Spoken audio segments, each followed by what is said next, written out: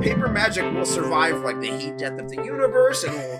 Oh, it's a smuggler's copter. Would you like to crew this? And then it crashes because they don't understand arithmetic. All your cards belong to me. 2 minutes into macing him in the eyeballs, I switched to pepper spray. He's like, it's all right, refreshing. And went back to the mace. Magic is dying. I'm done. Selling everything. I might be a hoarder. And yes, I don't have the crayons or glue to explain this to you right now. What, are you gonna die twice? Oil will be worthless before magic cards will. Well, okay, Dr. Man. That's Mr. Dr. Professor Jason. Hello, everybody, and welcome back to Brainstorm Brewery. I'm Corbin Hostler, joined as always by Jason Alt, cracking that drink there, and DJ Douglas Johnson as well. And for the two of you, I have a question. Do you know who Sean Culkin is? From ESPN? Nope, I'll take that as a no. He's a backup NFL player, and he has converted his entire 2021 salary to, wait for it, Bitcoin. He believes it's the future. So what I want to know from the two of you is, will you begin to accept Bitcoin for your Magic cards? I would have done it 5 years ago. I don't know. Every time I say I feel like it's at its peak. I said I thought Bitcoin was at its peak at 11K. So every time I say it's at its peak, it goes up more. Yeah, I said no thanks to working for Bitcoin in 2012, so I'm with y'all too. I just thought we'd get a little crypto shout out for the algorithm here, you know. But DJ, what about you, man? You're always on that cutting edge of the finance game. You think crypto for Magic cards is the future? I currently accept crypto for sales. I mean, like, really? Why is that like it's your money's That's cool. green? Like that's like. Yeah. I immediately convert it into like stuff that's not powered by like endangered species. You won't accept an RC car that you have to convert into money, but you'll accept cryptocurrency that you have to convert into money? Crypto is much easier to convert into money. Maybe you should be accepting RC cars. Maybe that's the takeaway from Maybe this. you should be accepting crack shot rifles. Got him. Those are significantly harder to... I mean, I guess you could like melt it down, right? That's I'll take a PS5. You just turn it into like raw materials. I don't want crypto. I want a PS5. Someone give me a PS5 for cards. Well, we got a bump in the algorithm. We said crypto 3 times, so we did it. Welcome to Brainstorm Brewery, You say crypto everybody. a 4th time, and some Elon Musk fan shows up to like make a bunch of weird statements. I mean, half the listeners have already turned it off because we said crypto. But look, the algorithm must be fed, everybody. Anyways, we're going to talk about Magic tonight. We've got some emails to hit. We're going to talk about Strixhaven. My pick of the week is Enclave Cryptologist. Thanks, DJ. That was some real, like, you could get some real Elon Musk vibes going there and just tweet Enclave Cryptologist. Just tweet a picture of that card. Better yet, get Elon Musk to tweet a picture of that card. Oh, you mean famous comedian Elon Musk? Yes, I didn't watch him on Saturday Night Live, but I did hear about it. Imagine watching Joe Rogan and Elon Musk interacting and being like, I bet Elon Musk is the funny one. And you'd be right, because Joe Rogan sucks, but... Oh, there we go, alienating half our listeners.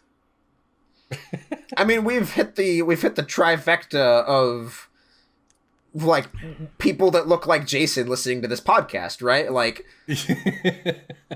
it's Joe. We mentioned Joe Rogan, crypto. I'm gonna splash in a little NFT, and now we're gonna get the trifecta of like swoopy haired people who drive Priuses. Like that's what we're gonna get listening to our podcast. All I'm saying is, how much will it cost me to buy the NFT of Who's the Beatdown? All right, that's the only question I have. Why don't you make the NFT of Who's the Beatdown? I mean, I don't know. I barely know what an NFT is. But sure, I'll get right on that. I will give a little history lesson here. For those who don't know, Bitcoin, the original network that people traded Bitcoin on and other crypto, was called Mt. Gox, MTGOX. And it ended up getting shut down and all their Bitcoin was stolen, blah, blah, blah. It was truly the Wild West of Bitcoin 10 years ago. However, For those who don't know, Mt. Gox stood for Magic the Gathering Online Exchange and was originally conceived as a way to buy futures in Magic the Gathering Online Magic cards. People were like, how do we trade futures or whatever? And somebody created this website and decided, hey, this Bitcoin thing's super new. It's like 10 cents. Let's use that to do this. And that was the origin of crypto, is inextricably tied to Magic the Gathering, which is just a neat little tidbit of history. Anyways, Which is why you tuned into this podcast. That's right. We've got nothing but interesting tidbits for you tonight, including our Breaking Bulk picks. Breaking bulk time. Breaking bulk time. Break. Oh, yeah, Breaking Bulk. There's so much good stuff. It's a pick. Breaking bulk. The end. I have a multicolored Dragon's Maze rare. Stop with the rares. Is it the blue-black vampire that mills 4 lands? It is not, but that is a good guess. What's a good guess? Marco Vosk or something, I think. Dragon's Maze. Is it the Is it the white black thing? Not Obsidat, the other one. Obsidat's Aid? No, the creature, the vampire thing. Blood Baron of Viscopa. If it's at the white black thing, and you're talking about Blood Baron of Viscopa. That was a mythic, and no. Yeah, it was. You're mythic. Thank you. Is it a Hydra? It is not a Hydra. Is it Chromanticore? That's multiple months away from the release date of Dragon's Maze. Whatever. That was Born of the Gods, wasn't it? I have no idea, DJ. It is. Is it a Sphinx? It is Jason's favorite color combination. It's Simic.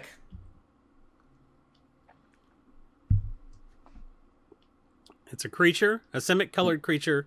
I didn't say creature. Oh, is it Plasm Capture? Mm-hmm. Ooh, Nice. Sells for roughly $1 USD.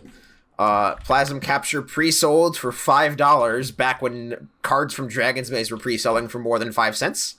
Yeah. And everyone was like, Mana Drain! And then it has 2 little green things in the top right corner that prevent it from being said Mana Drain. And then it plummeted to 30 cents or so. And over the past probably 8 or 9 months, it has just slowly crept from bulk rare status to dollar status. It has 1 reprint in a dual deck. But you will absolutely find these in bulk rares, and you should absolutely pick them out. Plasm Capture, I mean, it is not a particularly great card. It is budget Mana Drain, but I mean, we've seen budget effects of very good cards be worth money in Commander. Yeah. It just happened to take this one roughly 7 years to hit its peak. So, well, this is my favorite kind of breaking bulk, and honestly, this is why we do the segment, right? Because this is a card that I guarantee you I have in my box of bulk rares, because this has been a bulk rare for the past 6 years. Yep. And now all of a sudden it's not. Right? It's just, I mean, it's great. I set all my bulk rares aside, but I check them before I do anything. But it's not something that spiked so hard that everyone's talking about. It's not Chain of Smog, you know? It just quietly crept up to $1. There's definitely an EV calculation that you have to make when it comes to bulk rares in terms of like, how often do I pick these? Because you don't want to just sift through a 5-row every time you see that Plasm Capture crept up by 80 cents. Right. However, once every X months or however many months you decide, scaling on the number of bulk rares you have, how fast you pick, how knowledgeable you are, etc. Once you do want to do that spring cleaning style of just like parts through, where you check more cards than you would normally, and then you pull out just a stack of stuff that you did not know about, and that's how you assemble like a single Mana Drain out of a pile of bulk rares. No, that's a great pick. I'm going to come in here with a recent card, a Core Set 2021 card. It's DJ's Kryptonite here. Kryptonite!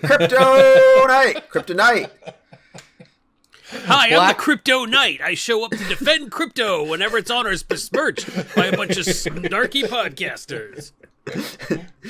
Well, actually, the rainforest isn't that necessary, guys.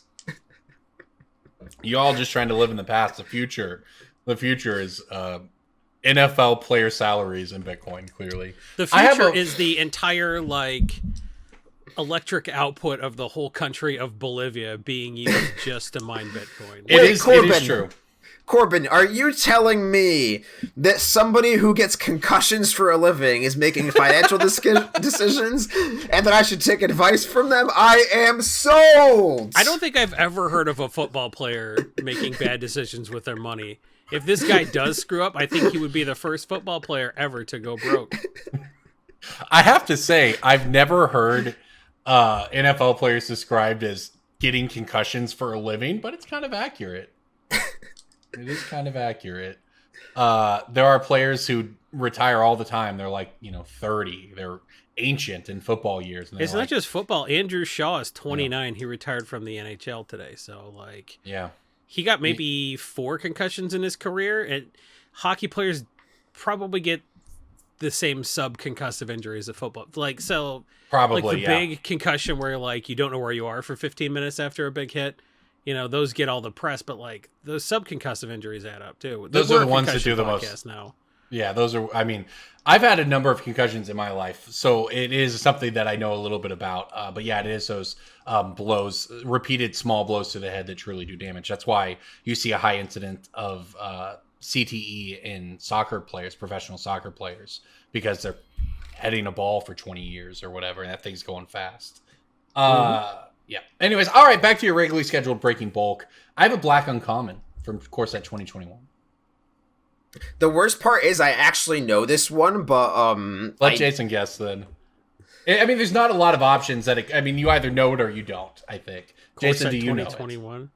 Yeah. Well, I don't know. It's too new. What is it? I know the only reason I know this one is because I had a customer ask me to pull their list for them, and I was like, I don't have this. I don't know the name, but it's the one where if you gain life, it comes back, right? It's like a new dredge card. Archfiend. No, I'm not talking about Silver Smoke Golem. Oh, okay. You're talking about Silver Smoke Golem, which I am not. That is a great Silver Smoke Ghoul, which is that's right on the verge. That's like a 50-cent uncommon. That is in fact a dredge card. No, but I was actually talking about Archfiend's Vessel. I guess there were multiple options. It's an 80 what a great set uncommon from Corset 2021. It's a 1/1 lifelinker for 1, and if it enters the battlefield, if it enters from your graveyard, instead exile it and get a 5/5 instead. So this is played in a lot of Lurrus decks. You play your Lurrus, you play this for 1 mana. It's a 1 mana 5/5 on turn whatever. It's great. It's just a generically good card in those type of decks, and it's a Breaking Bulk coming in at 75-80 cents. I had no idea this card existed. Jason, you're up. Oh, I feel like those are both. Oh, here's one. Okay. I was actually going to pick Shadow Rift, but I think we've done Shadow Rift before. On the basis of the Veyron deck, Voice of Duality, I think Shadow Rift is another card that's getting talked about again. That's a Tempest. Common, gives a creature shadow and you draw a card. So it's basically this creature's unblockable till the end of the turn. So that's selling for $1. That is a bonus. Breaking Bulk. That's a popper card as well, Shadow Rift. Yeah. Or was at one point anyway. This is not from Tempest. It is from Stronghold, but it's actually worth more money despite being a weaker effect. So what is it? A blue common from Stronghold? Is a blue common from Stronghold. It's like cloak invisibility. No, or this is gonna blow your minds. Nope. I know there's a 1 blue aura from Exodus. Not an aura. Okay. It is an instant. Not a clue, my man. Leap. The card Leap. Wow. Okay. Gives a creature flying until end of the turn. You draw a card worse than Shadow Rift. Much worse than Shadow Rift. Worth more money. Oh. Okay. Don't know why. Spiked with Kaldheim. If that narrows it down, it doesn't. Orvar. But... Of course, Orvar. Yeah, there you go. So Shadow Rift was played before. Orvar made a lot of dumb stuff get dumber, but Leap is very much a Veyron Voice of Duality card as well. And I was not pulling Leaps. They're in my bulk. I'm certainly have not been pulling those. That's a good one to know about for sure. Your LGS probably has these for a nickel. I should have guessed this one because Jason's very good at guessing blue cards that are named Leap in games, in card games. What else are you referencing? Slay the Spire. You don't like Leap and Slay the Spire, but it gives you No, 8 block. Leap's great in Slay the Spire. It's 9 block. You mean 9? It's 9 to, What do you mean? it's no? 9 to 12. Whatever. Sure, man. I don't know what Why it does. not? I just play it and I'm like, I'm taking less damage now. Right. Well, okay. Well, that was a great breaking bulk this week. Apparently, none of us know anybody's. But why not? Let's move on to emails. Well, hopefully, we'll score a little bit better. DJ, hit us with those sweet listener emails. What do you mean we're going to score better? Are we going to guess the emails? I mean, I hope we answer their questions better. It's a new game called Guess That Email. You read an email from a patron, you guess their patron level. Are they someone who goes to patreon.com/BSB and gives us $20 a month? Probably. Otherwise, why would we be reading their email? Guess that email. This one is from Dana Roach, reusing packaging when shipping cards. I know that guy. $1 I have patron, been I would reusing- assume, right? Dana Roach, $1 patron. Almost certainly. Here for the Discord. I have been reusing top loaders and bubble mailers / padded envelopes for a few years now. Nothing gross or dirty, but when I buy a few cards from Card Kingdom, I keep the padded envelope, or when someone on TCG Player sends me a single, I keep the top loader. Then when I ship, I just reuse both. For some reason, it's never occurred to me if that's acceptable or not, so I'm curious to hear your thoughts, assuming both are in reasonable shape and condition. Obviously, if you're a big-name seller, you wouldn't want to be doing that, but for someone with a casual storefront selling 1 to 2 cards a week, is that okay or a faux pas? Well, we did just go over the fact that we are a crypto podcast now, so we are going to try and save the environment where we can while destroying it elsewhere. It's a carbon offset. Every time you reuse something plastic instead of throwing it away, I reuse tape. I'm just kidding. Don't put tape. Don't use tape. Use a team bag. But I reuse those team bags. Tape. Anything that's in reasonable shape. Like, I'm not going to use a bubble mailer, but I will certainly reuse top loaders. No, and top money loaders are bags. like, oh, here's a pick of the week. Top loaders, don't throw them out. They're average of like 16 to 20 cents a piece. Like, just buying them in bulk. Like, if you're buying top loaders if in you bulk, can even get them. they're 16 to 20 cents a piece. So if your top loaders are worth more than bulk rares, so like, pick your top loaders. That's good advice, frankly. I have a big Ziploc bag full of top loaders just accumulating from stuff. Also, don't be the that's a person good that idea. don't be the person that mummifies their top loader in tape. You don't need to, you should not put tape anywhere in a top loader. Put it in a team bag. You got more than one card in there, that more cards that'll fit inside a top loader, put those inside the team bag. Yep. They're called team bags because they're a large bag that you could fit a whole baseball team's worth of cards in. You can easily slide a top loader in there. And if you seal it up tight, the card in the sleeve is not going to go past the edge of the top loader. Like the team bag is tight enough that it's not going to like go over so it could like fold over. You don't understand what I'm saying? Yeah. Like it won't go past the edge of the top loader and get bent. Yeah. So, those team bags are like 2 cents to 5 cents each. You know, you get a whole like bag of 100 for like $5. It's super worth it. Truly the best pick of Don't the week, use any actually. tape on a top loader. Yeah, no, this is truly a great picks of the week because if you are somebody in Dana's position where you're buying and selling casually, you know, but that you can still do some volume that way. They do add up, right? If you're going to pick your nickels, if you're going to play Breaking Bulk and pick your 40-cent uncommons to try to get that sweet 4 cents for them, you might as well be picking the top loaders because otherwise you're buying supplies and just lighting money on fire you didn't have to while polluting the environment. Dana should be giving finance tips to us. He was like, I used to trade with people back on deckbox.com. And I was like, oh shit, that is so smart. You were finding all of the EDH players, you know, like the people we want to trade with, you're finding them all in one spot. Just trading them, you know, trading all their standard stuff they don't want off of them. So Yeah. There you go. this is a man who knows his way around ad hoc, weird, niche finance stuff. So keep signaling to the world that EDH Rec doesn't pay you enough by reusing top loaders like a popper. Go for it. Shout out to EDH Trekcast while we're on the subject. Next email, DJ. Bam. This is less of an email and more of a discussion topic, but it's a really, really smart email that I'm not a teacher. I am not a licensed educator, but not a professor like myself. I think I feel the same core emotions that teachers feel when their students do something correct. So this is from Ross McGee, and it says, Lovisa Cold Eyes, guest for the D&D set. May be interesting for the pod. In the vein of DJ's Lovisa Cold Eyes pick before call time was spoiled, I noticed in Strixhaven that orcs have started showing up, which is weird because when I think of Strixhaven, I don't think of orcs. Also, Magic has never given orcs much love as a tribe. Only a couple are printed every year in the same way as dwarves for a long time. The D&D set is coming up, and orcs are a big part of the Icewind Dale region. The tribe could finally get support. Probably as a red, maybe red-black. I don't really see any picks. They're either pirate tribe, commons, or 3 colors with blue or white, which won't be orcs. Maybe Sekukar, but other cards and less colors do his thing better. Maybe Zergo Helm Smasher. Also, I'm happy to do a spicy gummy bear bet with anyone on the cast that Wizards will release a secret lair with, oh god, what is this name? Drizzt Do'Urden? Is that a D&D thing? DRIZZT DO'Urden. Sounds like an elder god to me. An eldritch That's some god. Cthulhu stuff that I'm not going to get involved with.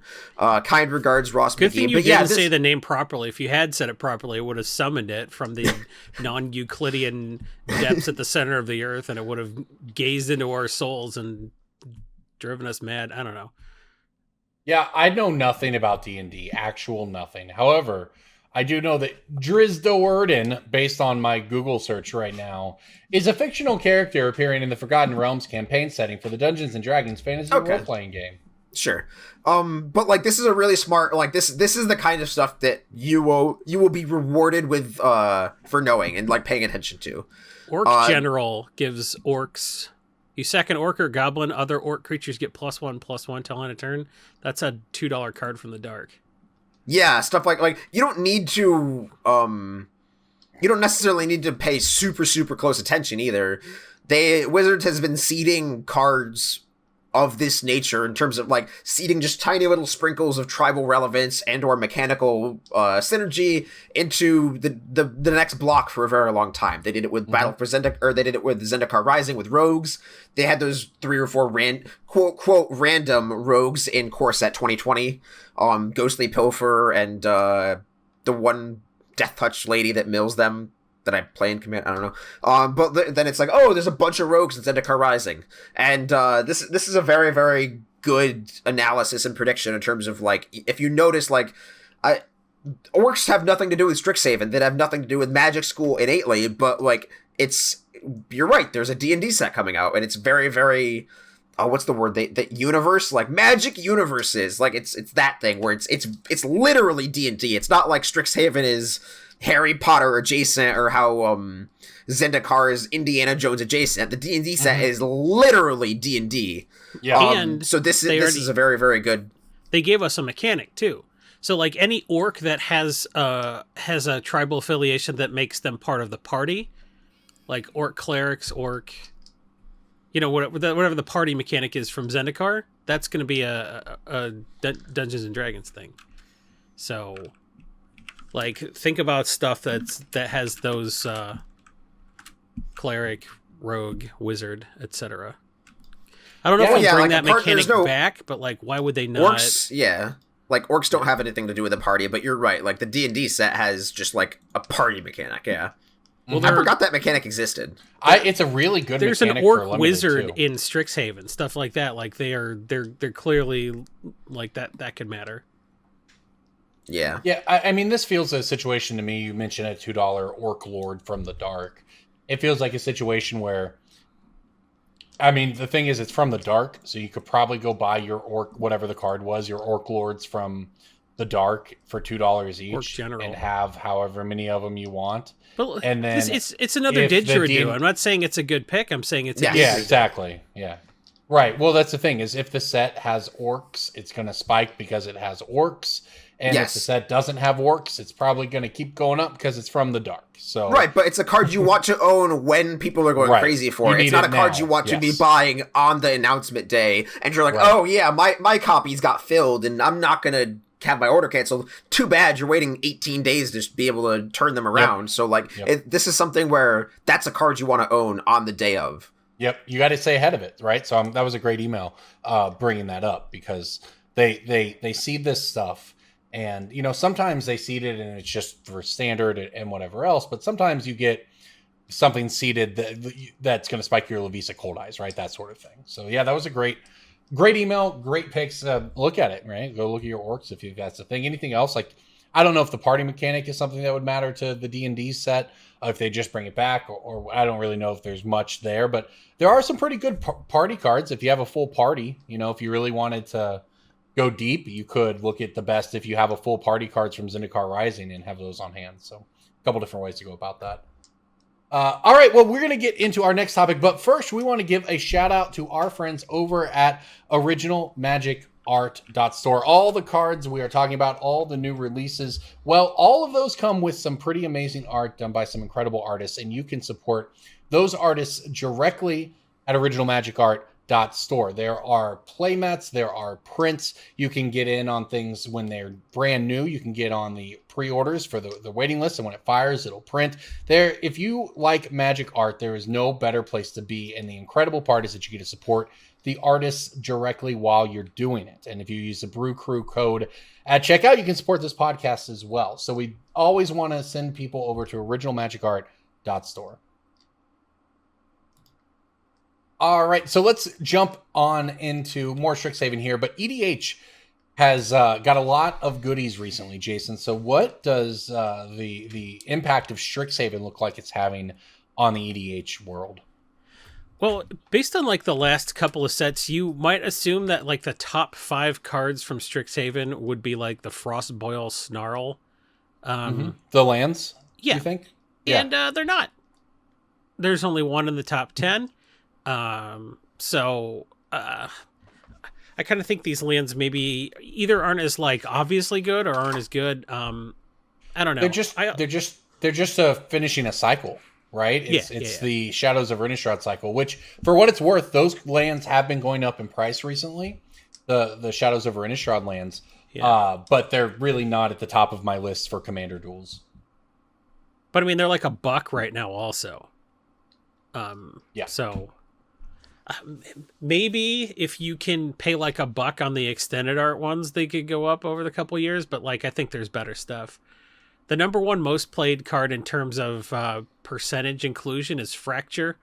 Fracture got played a lot more than I thought it was going to. I really didn't think people would like Fracture or Mortality Spear, but I think they're playing them just because they got them. Black-white card that hits artifacts, enchantments, or planeswalkers for 2 mana. Yeah. It's a removal spell that can't kill a creature when you have Utter End and Anguished Unmaking and, Mortify. I mean, you just have all of them now, right? And it's 2 mana. 2 mana is cheap. You can't get a creature. Yeah, but you just put all of it. You just put them all in your. I guess it's Lisa, right, or whatever the new hotness is. You just put them all in there. If you have room to not have to cut something, or if you're cutting like Crib Swap or Unmake or something like that, maybe this is better than Unmake. I don't know. I don't think it is necessarily. Stormkiln Artist played a ton. Archmage Emetrius is a card I was on the fence about, but like it's actually proving it's the real deal. It's played a whole ton. Culling Ritual rounds out the top 5. So what is Culling Ritual? That one I don't know. Destroy each non-land permanent with mana value 2 or less, and add a black or green for each permanent destroyed this way. Do you like that card in Commander? Yeah, because it'll get like whole swaths of stuff. Like anybody's got a bunch of cheap mana rocks, it gets a bunch of like someone has a ton of creature tokens. It gets like this isn't an instant. It would be just a blowout as an instant, because the mana value of a token is 0. So right. I haven't thought about it as wiping tokens. This is a deck I looked at for my Carador sort of Wrath tribal deck, and I was like, I probably don't want this because it's just too restrictive. But think about Dockside Extortionist and how insane that card is every time it's played. Now imagine most of the blowing up time, their treasure tokens and you get the mana instead of them. well, that's Well, you true. can't, That's true. You can't yeah. do that because they'll just sack all the They'll treasure. sack in come response, into, unless they came in to play tapped, which is a thing that happens sometimes. But That is also, true. think about Dockside usually just gets most of its gas off of a bunch of signets and soul rings and talismans and the like. And, I guess Choline Ritual probably breaks even on mana most of the time when you play it, right? I mean, you can generally expect at least a couple of your opponents to have a mana rock of some kind.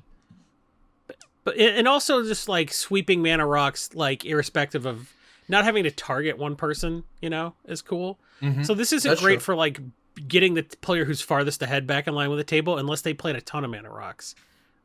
So this isn't necessarily a ramp spell, but even if you break even on this, that's it feels pretty good. Interesting. So, double majors in the top 20. Just if you look at the top cards in the set, it's pretty unexciting. There's in the top 10 cards, there are 6 uncommons. If that tells you anything about the set, Like, the mythics just really aren't doing it. The only mythic in the top 20 is Beladros Witherbloom. I just want to say I am completely okay with that. Yeah, I mean, I getting cool utility stuff that's in your house's colors, quote unquote. Like, there's cool stuff like Vanishing Verse and Eureka Moment and Expressive Iteration, in this set. So I think people are going to continue playing cool stuff like Double Major and Rushed Rebirth, and all the cool big splashy mythics just really aren't going to get there. Like, no one gives a shit about Blex or Professor Onyx so far in EDH. So, but the combo, it's ruined. EDH is ruined. Yep. So,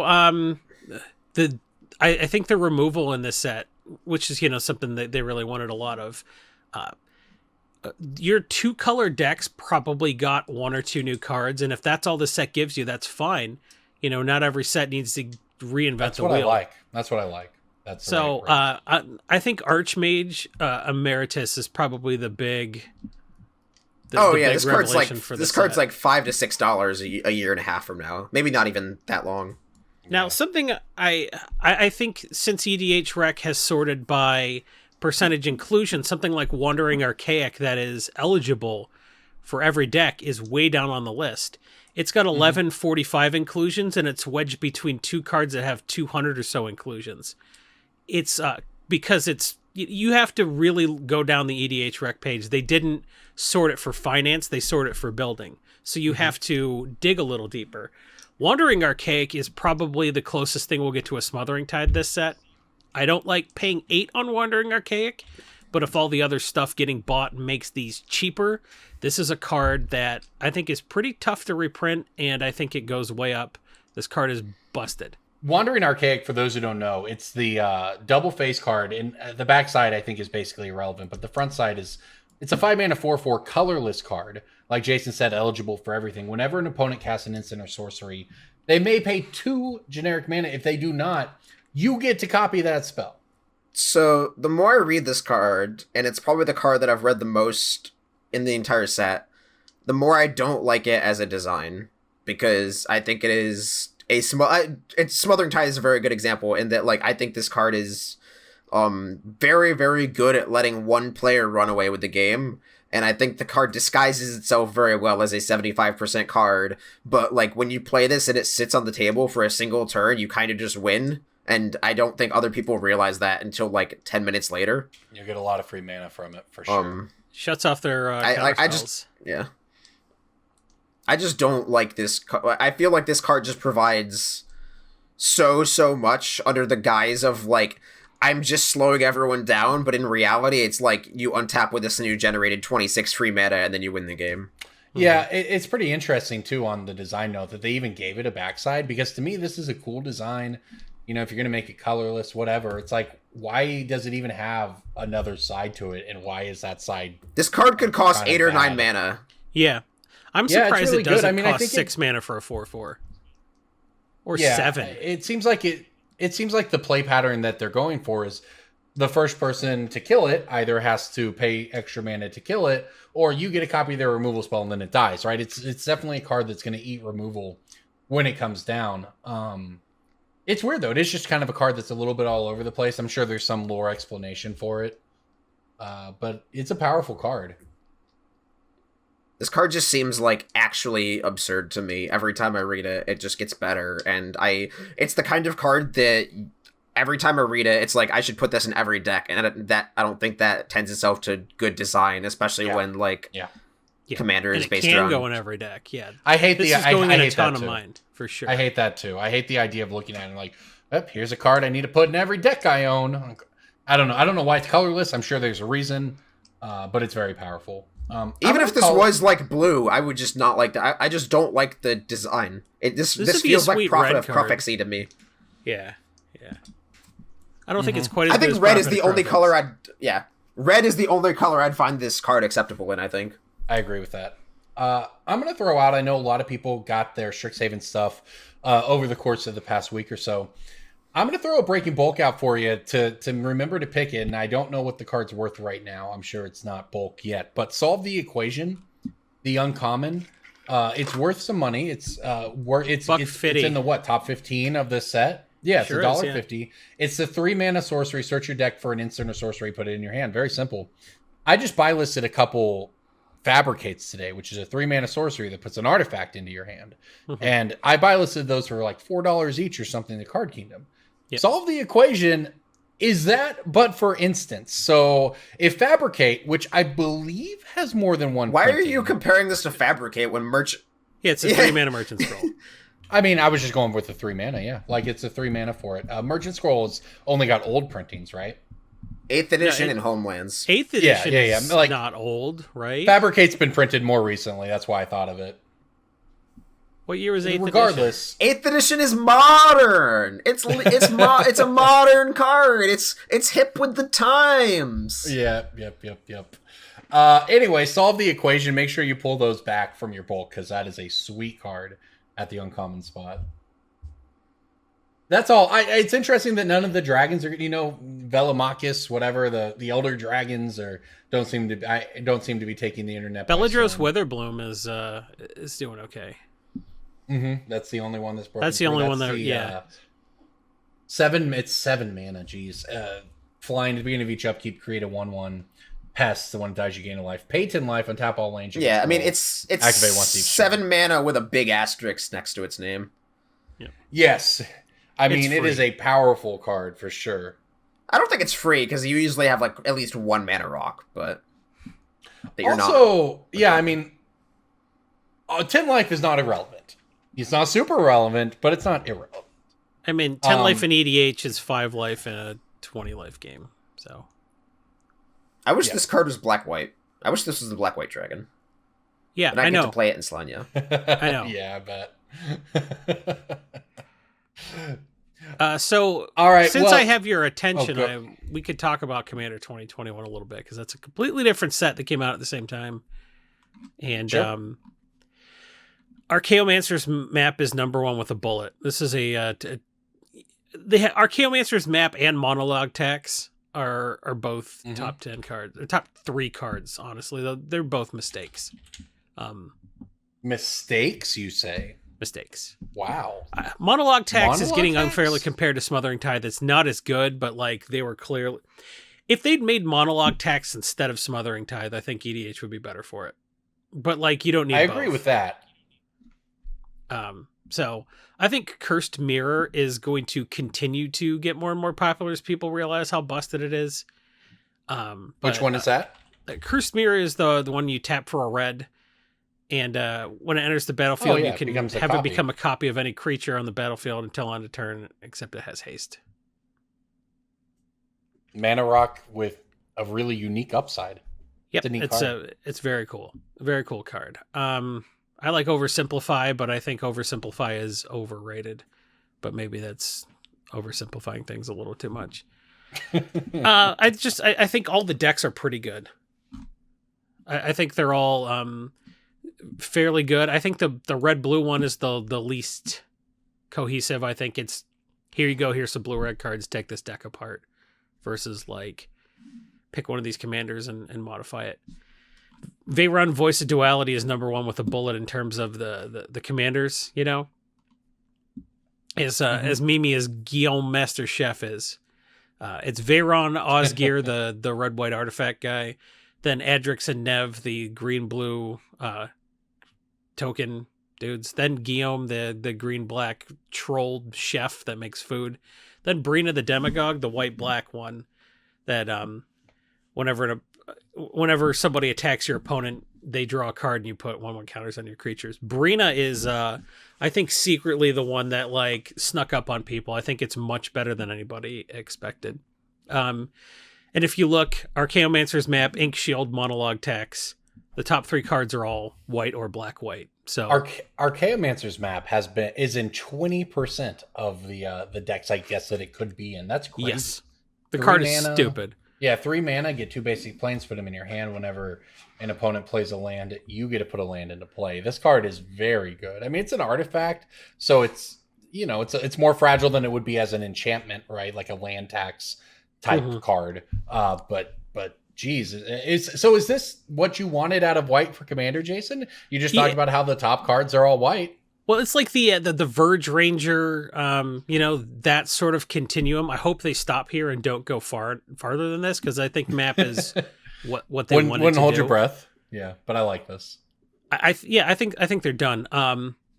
Monologue Tax. I don't know what you cut to throw this also in your Smothering Tithe deck, but like I wish they'd made this instead of Smothering Tithe. And then just Ink Shield is just a good card. I have a judge question. Okay. Cunning Rhetoric says whenever an opponent attacks you and or one or more planeswalkers you control, it doesn't say whenever a creature attacks you or one or more creatures or whatever. So does that mean it only triggers once when you're attacked by multiple creatures? Because they're saying an opponent attacks you, not when. Yes, that's correct. Yep. Okay. I don't like that card as much. Then it's Cunning Rhetoric is still stupid. It's or $5 card, right? That's a it's only it's getting one trigger. Combat step. It's a great trigger. That is a this nice basically card. this basically says, "Hey, don't attack me," more than it says I get a bunch of triggers. I mean, it's like a black propaganda ghostly. Well, prison, yeah, but right? I mean, like I'd probably vein. play like Revenge of Ravens over this, just because Revenge of Ravens triggers per creature attack. Sure, it does. Sure. There's a lot of stuff that only triggers like, yeah. This is also 3 mana when like you could conceivably pay a lot more for one of these effects, Like this is neat. Look at something like Mind's Dilation and how much that costs. You wouldn't give someone a 3 mana Mind's Dilation. No, but I mean Revenge of Ravens only costs 4, which is the nut. Yeah, Revenge of Ravens is a really nice one. Maybe now you can just curve Cunning Rhetoric into your Revenge of Ravens. But it's nice because a lot of, I mean, personal experience, but you have black decks that are kind of Esper type decks or whatever, that blue-black that can be in the market for a propaganda type effect. And Cunning Rhetoric fits right on in, No mercy exists. You can really discourage people from attacking you if you want. Now there's one more segment I would like to do before we move on. There are some really sick reprints that I think are going to go right back up. Let's hear it. Hellkite Tyrant hit 12. That's too cheap. Master Biomancer hit like $1 on Card Kingdom. That's way too cheap. I think High Market is basically bulk at this point. Forgotten Agent is basically bulk at this point. What else do I think can go back up? I think Atali can go back up. I think Dig Through Time can go back up. Atali will always go back up. Yeah, Atali's just too good. If there was one place I could park my money, I would buy as many Hellkite Tyrants as I could. Okay. They're below they're like below $15 right now. Just Hellkite Tyrant's gonna go back up. It's that good. And people are finally. It took everybody a really long time to come around on Hellkite Tyrant. I was a big booster. That's in like 2010. So, I got vindicated. But then the card became like too expensive for anyone to play. That was a bummer. So like this was a great reprint. Accidentally, we talked I think last week about how they do. Yeah, if they'd known how much it was going to end up being, they wouldn't have reprinted it because they're cowards. That's one way to look at it. It's $196 for a copy of Parallel Lives right now. So, I'm sorry, what? I'm exaggerating somewhat. I'm barely exaggerating. Not that much, I imagine. Not that much of an exaggeration. Yeah, I mean, Parallel Lives should have been in the the Naya tokens deck or whatever. But now the it can't. CA. But now it can't be in anything. Correct. I sold the Parallel Lives today for $65. That felt good. Parallel Lives Mythic in the next whatever set, right? I sold the Parallel Lives today for more than I sold. That's actually, I sold the Japanese doubling season that it was listed on TCG for like 59, I think, and the moderately played English Parallel Lives sold for 65. Yeah, I came across some Snapcaster Mages in a collection I had bought today, and that cost less than Parallel Lives. Anyone have that one have that one on their bingo card when Innistrad came out? Magic Finance is real weird, but hey, like, a lot of the stuff was predictable, and if nobody at Wizards can predict this, like, pay some consulting fees to some people who could predict like us. We'll pick up the phone, Wizards. I know you have my number. Let's do it. All right, Jason. So is it fair to say then that Hellkite Tyrant is your pick of the week, or do you have a bonus pick for people here? Pick of the week. Pick of the week. Pick of the week. Time for the pick of the week. Well, if we're gonna do bonus picks of the week, I think a card that, like, on the basis of the blue-red deck being kind of incoherent, here's a card I've liked for a while: Mizzix of the Magnus. Is Magnus. Okay. It's the guy where you get experience counters when you play an instant or sorcery, and then it makes your instants and sorceries cheaper. Mizzix is just a real cool dude, and he costs half as much on TCG Player as he does on Card Kingdom, where he's actually sold out. So he's on the list, but I'm not seeing the list cards like anywhere, right? So No, that set doesn't exist. the fact that Mizzix got some reprints and he's still like selling out makes me think that you probably want to be buying this guy for under $10 on TCG Player.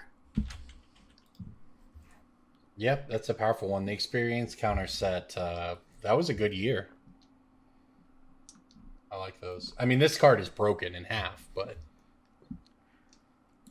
Yeah, and red-blue is really encouraging you to play a lot of spells, and then you have stuff like Krark, Sakashima, Will, and Rowan that can run this. You know, Calamax is a recent deck that runs this a ton. Kaikar's a recent deck. Like a lot of this stuff, you know, a lot of the Spellslinger stuff could have run this the whole time, but when you get stuff like Zephi, Thunder Conductor, and Veyron Voice of Duality, all of a sudden you go back and look at some of this broken past stuff, and I think Mystics of the Ismagus is a $20 card. I mean, I can't disagree with that. I've been obliterated by that card in Commander more than once. Imagine if it could reduce the cost of Skullstorm. It'd be terrifying. You know what's funny? Quick side note. I played the card Genesis Storm in my L last time I played Commander a couple days ago.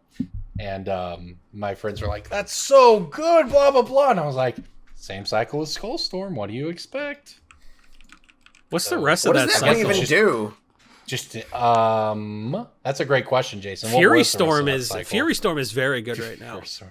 Fury Storm is very good. I love Fury Because Storm. the number one commander in Strixhaven, Fury Storm is a pick from an article. I guess this is a bonus pick of the week. Extus, Auric Overlord.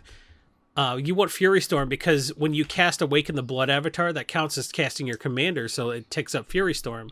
So when you play Awaken the Blood Avatar for like the 5th or 6th time and then Fury Storm it, and make like 10 copies of it, like you get a ton of those Avatar tokens that just dome everybody when they swing. So the blue one is Echo Storm. It's a 5-mana sorcery that copies. It makes tokens of artifacts. You can copy artifacts. And the white one is Imperial Storm. It's 6 mana. And it makes a 4/4 angels. These were not. All right, next pick for me is Mnemonic Deluge out of Commander Legends. So this card just crested $2. It's a 9-mana sorcery. However, you exile target or instant or sorcery from a graveyard, copy that card 3 times, play them for free. Note it says a graveyard, not your graveyard. You know what my favorite part about this card is? Is it that it's $2 and it's going to be 10? Well, that's like my second favorite part about the card. My favorite part is that there's a lot of people that are probably unintentionally pronouncing it correctly. Like the same people that say omniscience are like trying to force it and say, like, mnemonic device, but they can't. Because, like, there's probably people out there that are, like, trying to enunciate every single letter in the word, but, like, the way the English language works, it's like slapping them on the wrist with a ruler and telling them that they can't do that. So, just think about every time you hear somebody say the word mnemonic deluge, like, just ask yourself whether they're the kind of person that says omniscience, and, like, they're probably trying to pronounce it wrong, but can't. So Get them, DJ. Well, this card just moved up to $2.50 from $2. And it's pretty early in its life cycle. Frankly, Commander Legends was, 6 months ago, 9 months ago, last summer-ish, but not even a year old Why don't you yet. look at a foil and, like, how close the ends are to touching? It's like counting a tree's rings. Like, every month a card curls another, like, 20 degrees towards the other corner, and when they touch, it's been 2 years. Well, there's also an extended art version of this card that's about $4, and I like them both because this thing is powerful. This is very, very powerful, and it's a mythic from the set. It's just really cheap at $2, right? It's just a very bomby card that is gonna be at least $5, and everyone's gonna be like, "When did that happen?" Well, we're here to tell you it's predictable. There are so many $10, $15, $20 cards now from Commander 2015, 2016, 2017. There are so many expensive cards from those sets that you don't even remember existed, and yet they're $10. So mnemonic devices. I mean, Commander Legends was a little different than those, obviously, but mnemonic device. Mnemonic device. It's a mnemonic device, so I can never forget that it's called Mnemonic Deluge. It's going to be worth money. That's my pick. Based on this card's... Like, based on Wandering Archaic, I'm really surprised they didn't make this card colorless. Like, what? Why even have colored mana symbols anymore? Like, yeah, here we go.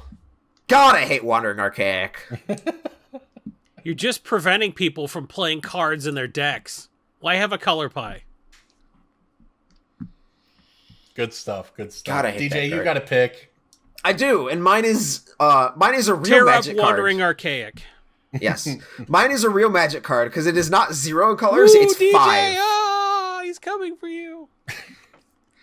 My Magic card of the week is a real one because it's not 0 colors; it's 5. We've skirted the discussion of early leaks on this podcast a few times. So if you are somebody who does not like to pay attention to information that is not distributed by Wizards or its sponsored creators, then you might want to mute the podcast temporarily. Okay, there we go. Phone out the window. Yeah. So everyone's out of the room. Great. Kamigawa something is coming up. It's Kamigawa Cyberpunk Remastered. Neon something. It's like Altered Carbon, but with Kiki Jiki or guess. I don't know. But like the point is that Kamigawa is coming again, and we've talked about this a little bit on the cast already. But Sanctum of All was a bulk rare. Wow. And that's a 5-color legendary enchantment that tutors for shrines every turn. It cannot going to be shrines in future Neo Tokyo. Yes. I don't remember any shrines in William Gibson's Neuromancer. That's all I'm saying. Were there shrines in Snow Crash? Can I name a third Cyberpunk novel? I can't. I was gonna say Altered Carbon, but I would not be surprised if some form of the Sanctums came back. And even Ghost in the Shell. I'm sure there's a shrine in Ghost in the Shell somewhere. Yeah. Powerful. But card. Yeah, I mean, the biggest downside this thing has is that you can't play it as your commander, but knowing Wizards, there will be a colorless legendary 5-color creature that has 5 mana symbols in the rules text that lets you play this. Yeah, it'll be called Shriney the Shrine. Yeah. Hey, look at me! I'm Shriney the Shrine, everybody! And We're so good at designing cards! I'm sure that they will put that one in the set and that they will be able to tutor for this with relative ease. I specifically am picking the extended art foils here just because I think that those have the highest percentage chance to go up, and I think that you will... Like, this is the kind of card that you only want to have, like, 5 of. You don't want to have, like, 30 of them because they're... Again, it's 5-color legendary card that might be a little harder to move than your Wandering Archaics. So I would rather move into a smaller quantity of a higher investment, when that's where I'd park. Like, I would just like put aside 5 to 10 extended art foils that can be had for like $2 a piece, and then see what happens with those a year from now. Yeah. All right. Well, I want to remind everybody, if you liked any of our picks of the week, you can do what we do to figure them out, which is go to mtgstocks.com, look up the interests from the day to the day. You can look up market price, you can look up median, you can look up foils, you can look over the past week, you can look over the past day, and it is bar none the best place to go for all your Magic Finance tracking needs, right? If you want to look at these graphs going back almost a decade at this point for cards, this is how we are able to predict a lot of future movement, is by studying past trends. And that's what MTG Stocks is great for, among other things. So please go check out our friends over at mtgstocks.com. Well, I think we're about out of time this week, guys. What else would you like to jump on this week? Anything you want to touch on before we head out? Yeah, I mean, I've got a few more picks of the week. Ethereum Armor, Ethereum Abomination, Ethereum Elk, Ethereum Ambush, Ethereum Agitator. All right. Thanks, Crypto Bro DJ. If the algorithm doesn't like us this week, it never will. Everybody, wait. What about all the dog lords? Pack Leader, Dogecoin. What about my favorite, man? Bit, what about legitimately a card I like? Like, this is a meme, but also Cryptolithrite is one of the best Magic cards ever printed. Like, Cryptolithrite is legitimately a good card that I like a lot. So we gotta get out of here for this. Too much Cryptolithrite talk. Everybody, thank you for listening. You're gonna think I was kidding. Like, Cryptolithrite's gonna go to $25, and I was like, "Why didn't you say anything on the podcast?" It's like, I did. I said buy Cryptolithrite. And they're like, "But you were doing a bit." No, can't I do both? Can't Jason's gonna be right about Cryptolith right. I wasn't Cryptolith wrong. Right. I was not Cryptolith wrong. We're done here. Everybody, thank you so much for listening. Check us out on YouTube, youtube.com/Brainstorm Brewery, on Twitch, anywhere you can get your podcast. Thank you so much for listening to Brainstorm Brewery. We'll see you next week.